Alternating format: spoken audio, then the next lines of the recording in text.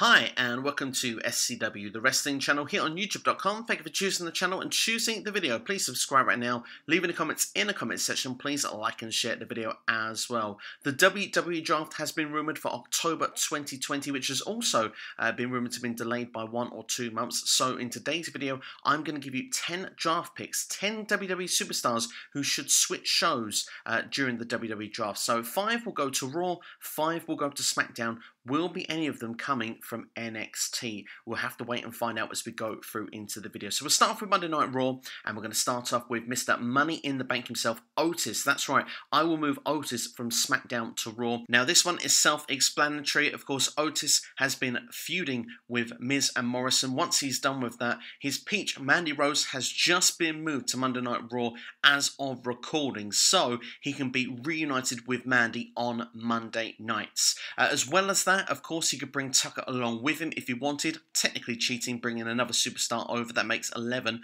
But Heavy Machinery would be quite useful for the tag team division on Monday nights. I mean, let's be fair, the Street Profits are running out of tag teams to face. I think we probably could get some comedy segments with those two teams going at it. As well as that, Otis, let's be fair, he needs to cash in his Money in the Bank on Raw. He does not want to be anywhere on Friday Night SmackDown with that briefcase, whether it's The Fiend that holds the belt, whether it's someone like Braun Strowman in the past, or now Roman Reigns. It just doesn't feel like he would cash in on any of those superstars. It feels like he is in the wrong place. Now don't get me wrong, it's Drew and Randy currently rivaling on Raw, but there is a place and a time where Otis could find his way. And I do think with a longer show, Otis and his sort of natural charisma would get over very well on Monday night. So Otis will be my first one, and I think he will bring Tucker along with him. My second pick will be none other than the monster among men, Braun Strowman.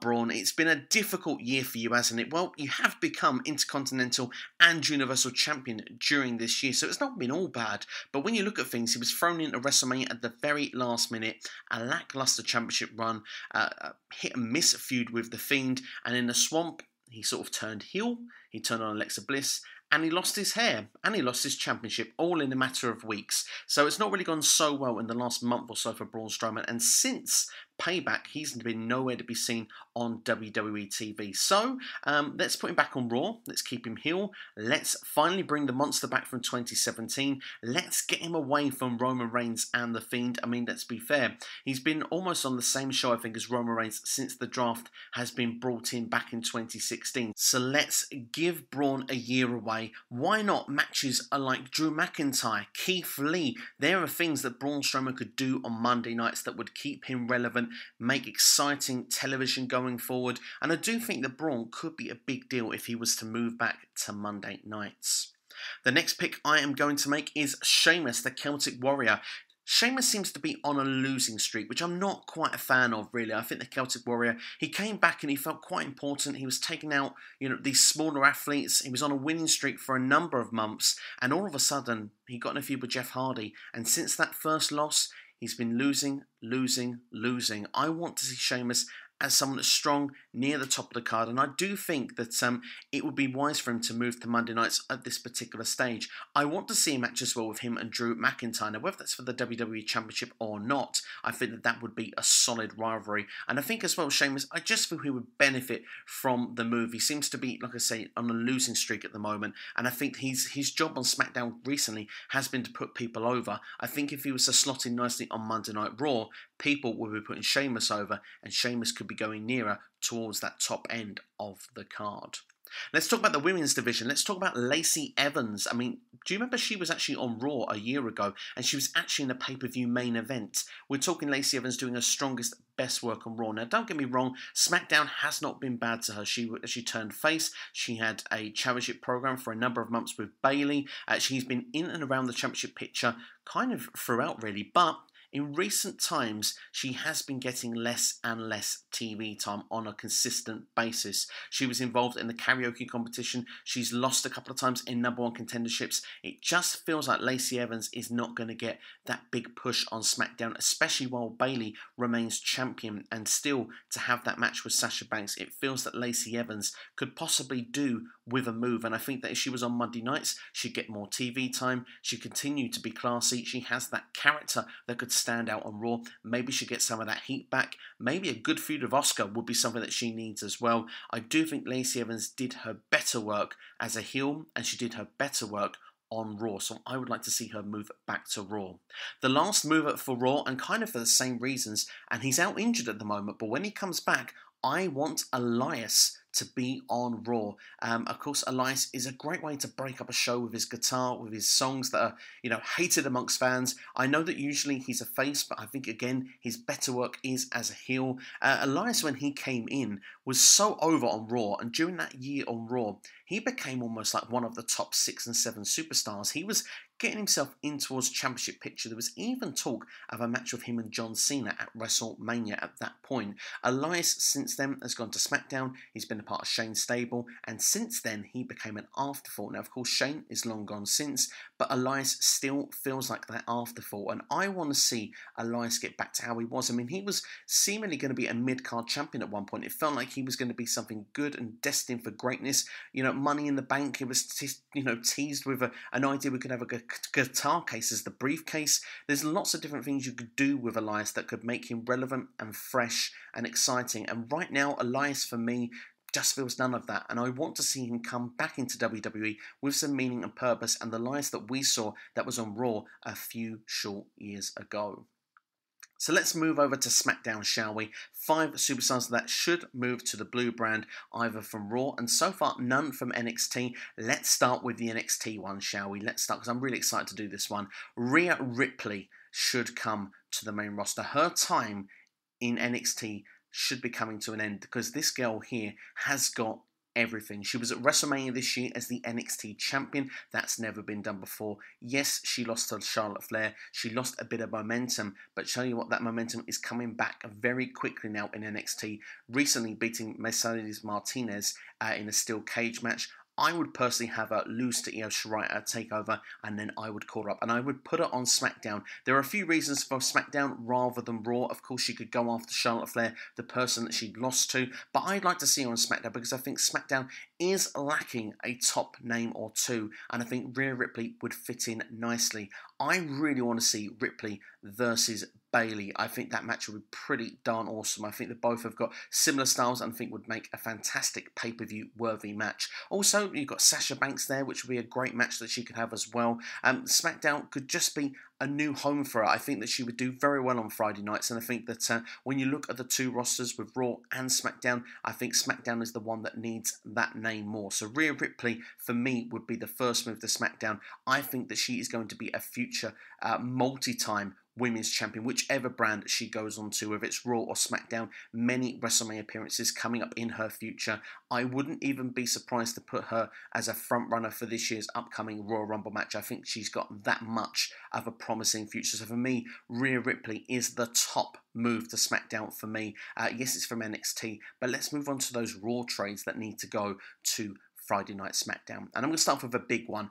Kevin Owens. That's right, KO, fight Owens fight. It just feels that ever since KO moved to SmackDown from Raw after, losing the Universal Championship to Goldberg in 2017, which was, 21 seconds? It just feels like Owens has never fully recovered from that, in my opinion. He's had moments, he's put so far up on the card, and then the rug gets pulled beneath him. And just when you thought this year at WrestleMania, that big WrestleMania win, that big match against Seth Rollins, he injures his ankle during that match and he's off TV for a while, and he's come back in, and it's just hard to find a place for Kevin Owens back on the roster since. He's got into a program with Aleister Black, but let's be honest here, it just feels like KO is nowhere near that main event like it felt like he was going to be. After WrestleMania, I felt he was a frontrunner for Money in the Bank. I felt he was someone that would perhaps have a match with Drew McIntyre. Maybe they'd have a big program in the summer. It's just not worked out that way. And Kevin Owens, for me, is someone that needs to start being pushed back up that card before arguably it's too late, because otherwise KO becomes permanently that guy that's under the main event, probably too good for the mid-card championship, but not good enough for the main event. I feel that Owens, yes, he's changed shows over and over again. He seems to be like the Big Show over Draft, but this time I really think it fits nicely because SmackDown needs another babyface to fill in, because Roman Reigns needs people to challenge. Once he's faced The Fiend eventually, I mean, he's currently facing Jey Uso at the next pay-per-view. We need someone to slot in that role nicely. Kevin Owens is currently a babyface. Arguably does his best work as a heel, but he could slot nicely in SmackDown as a babyface and could challenge for the Universal Championship. And it's a belt that he's held once before, so it would give him great purpose to go for it once again. Next, let's talk about the one and only Ricochet. Let's strengthen that mid-card up because, well, we say Ricochet is the one and only. He's not quite really. He's almost like, you know, there's so many like him on Raw. He doesn't stand out at all. There's so many high flyers that can do what he does. You've got Mustafa Ali, Cedric Alexander, Humberto Carrillo, Murphy, you know, now Dominic Mysterio. It feels that Ricochet all of a sudden just feels like an afterthought. And of course, he's had a horrendous 2020 when you think about it. Certainly, I mean, he had a great start. He had a great moment in the Royal Rumble. He was a part of what eliminated Brock Lesnar from that Royal Rumble match. Let's not forget that. But then he was destroyed in Saudi Arabia in about 1:45. And since, I don't know, he's just been in a throwaway tag team with Cedric, which now has broken up. Cedric looks like he's going to be one to get the push of those two out of that feud. So once that's done, let's move Ricochet over to Friday nights because he could stand out on his own on this show. He wouldn't have as many high flyers around him. He could feel more special. He could feel like that one and only again. And he going after the Intercontinental Championship, I feel like sounds like a really fun program. I mean, there's great feuds he could have there. The likes of AJ Styles, we've had that before, I know, but would be a fun match to see again. Sami Zayn as well, Jeff Hardy. There's so many great matches that, you know, Ricochet could have, and maybe, just maybe, against my next pick as well. Angel Garza. I would move Garza to SmackDown. Garza has been linked as potentially the next Eddie Guerrero. Well, Eddie Guerrero did his best work on SmackDown. I feel that Garza and Andrade need to separate. As a team, it's not worked. They've been on and off for about 6 months now. Let's pull it apart. Let's make these two separated. Would I have preferred Andrade on SmackDown of the two? Yes, but that brings baggage because currently he's got Zelina Vega as a manager, which means Aleister Black would have to move over, and as well Charlotte Flair would have to move over as well. And I don't see any of those moving at the particular time, particularly Charlotte Flair. She's got things to do on Raw when she gets back. So for me, Angel Garza has no commitments, no ties. He can come straight over to SmackDown. He can be, you know, the Prince Charming if you want, in that heel slimy way, and he can go nicely into the mid card, and hopefully he'd be successful. He could be an Intercontinental Champion. And like I said there, those matches like with Ricochet, Jeff Hardy, there's lots of things that he could be doing. Daniel Bryan, when he comes back as well, wants to be in that picture. So I think Garza would do really well on Friday Night SmackDown, so I'd like to see that one happen. Let's improve the tag team division to finish things off, and let's move over the Viking Raiders to SmackDown. Now, I know Ivar has picked up an injury. We're not quite sure how serious and how long he's going to be out for as of yet, but the Viking Raiders have been on Raw since moving from NXT. They've never been on SmackDown.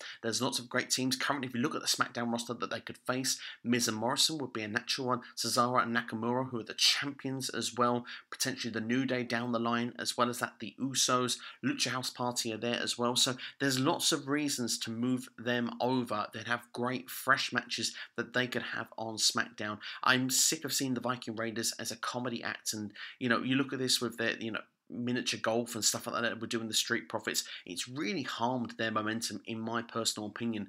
I would like to see them both taken more seriously on the blue brand. I think on SmackDown it would be a better move for them at this point. It would certainly improve the SmackDown tag division, you know, immensely by having this credible tag team that have been previously Raw Tag Team Champions on the brand as well. And maybe we could just take them a bit more serious, and I think that would be a nice thing. It would get them away from Raw Underground as well, which for me does nothing for them either. I want to see these two badass Vikings doing what they do best, and that is beating teams up in the ring, and I want to see them walking away with championships. So for me, the Viking Raiders would be my final choice and my final move of 10 groups of superstars that should change shows in the WWE Draft 2020. Now, as we get towards the draft, as and when more things are announced, then I will give some full predictions of what I believe. Of course, it'll probably be still a few weeks away. There'll probably still be some changes, so make sure to keep an eye on the channel. There'll be another video regarding this as we get closer to that. But